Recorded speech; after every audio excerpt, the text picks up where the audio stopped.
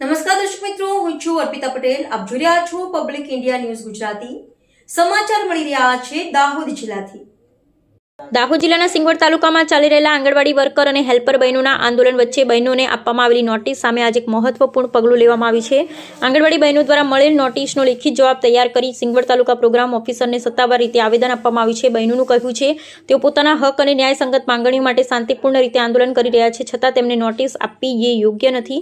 આવેદન દ્વારા તેમણે પોતાની સ્થિતિ સ્પષ્ટ કરી છે અને ન્યાયપૂર્ણ ઉકેલની માંગ કરી છે. 19-20 3 દિવસ કામથી અલગા રહ્યા હતા, પરંતુ અમારા પ્રશ્નોનો કોઈ ઉકેલ આવ્યો નથી. આજે 3 દિવસ થયા છતાં પણ સરકાર કંઈ અમારું વિચારતી નથી અને અમને ઉપરથી અમને નોટિસ આપી છે અને આજે બધા અમે તાલુકામાં આ નોટિસનો જવાબ આપવા માટે બધા અહીંયા આવ્યા છે. અને આગળ બી હજુ સરકાર કંઈ બી નિર્ણય ના કરે તો અમે યુનિયન કહેશે એ પ્રમાણે અમે આગળની નિર્ણય લઈ લઈશું. ન્યાયને બદલે નોટિસ કેમ? સિંગવડ સહિત દાહોદ જિલ્લામાં આંગણવાડી બહેનોને ઉગ્ર રોષ. દાહોદ જિલ્લાના સિંગવડ તાલુકા સહિત સમગ્ર જિલ્લામાં આંગણવાડી વર્કર અને હેલ્પર બહેનો દ્વારા પોતાના હકો માટે શરૂ કરાયેલ આંદોલન આજે ત્રીજા દિવસે વધુ ઉગ્ર બન્યું છે. છેલ્લા 3 દિવસથી બહેનો કામથી સંપૂર્ણ અળગા રહી સરકાર સામે પોતાના હક માટે સંઘર્ષ કરી રહી છે. આંદોલન દરમિયાન બહેનો દ્વારા સરકાર અને તંત્ર સામે તીખા સવાલો ઉઠાવવામાં આવ્યા છે, જેમાં સૌથી મોટો સવાલ છે ન્યાયને બદલે નોટિસ કેમ? બહેનોનો આક્ષેપ છે કે વર્ષોથી રજૂઆત છતાં પ્રશ્નોનો ઉકેલ લાવવાને બદલે હવે નોટિસ આપી આંદોલન દબાવવાનો પ્રયાસ કરવામાં આવી રહ્યો છે. બહેનો મુજબ ખૂબ ઓછા માનદ વેતનમાં કામ કરવું પડે અને પોષણ આહાર માટે પોતાના ખિસ્સામાંથી ખર્ચ કરવો પડે છે.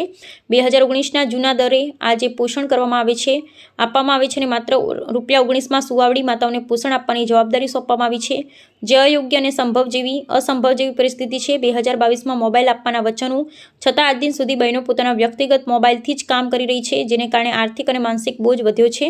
સરકાર સામે ઉઠેલા તીખા સવાલો. ન્યાય માંગતા બહેનોની નોટિસ આપવાનો અર્થ શું? વર્ષોથી પડતર પ્રશ્નોનો ઉકેલ કેમ નથી? ઓછા વેતનમાં કામ કરવાનું શું શોષણ નથી? પોષણ આહારના દરમાં વધારો ક્યારે થશે? ગુજરાત હાઈકોર્ટના સૂચનો છતાં અમલ કેમ નથી? અધિકારીઓ દ્વારા દબાણ અને ધમકીઓ કેમ અપાઈ રહી છે? બહેનોનો આક્ષેપ છે કે અનેક બેઠક અને રજૂઆત છતાં માત્ર આશ્વાસનો મળ્યા છે, હકીકતમાં કોઈ નિર્ણય લેવામાં આવ્યો નથી. હવે નોટિસ આપવાના કાર્યવાહીથી બહેનોમાં ભારે રોષ ફેલાયો છે. આંદોલનકારીઓએ વધુમાં આક્ષેપ કર્યો છે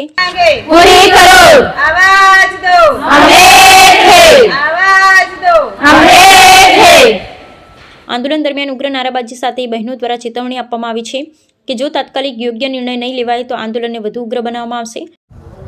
જ્યાં સુધી અમારા પ્રશ્નોનું કંઈ નિરાકરણ ના આવે ત્યાં સુધી અમે આમને આમ જ અમારા જે યુનિયન કહેશે એ પ્રમાણે અમે વર્તીશું અને જો એના પછી બી અમારું કંઈ ના થાય તો અમે ઉગ્રમાં ઉગ્ર આંદોલન શરૂ જ રાખીશું.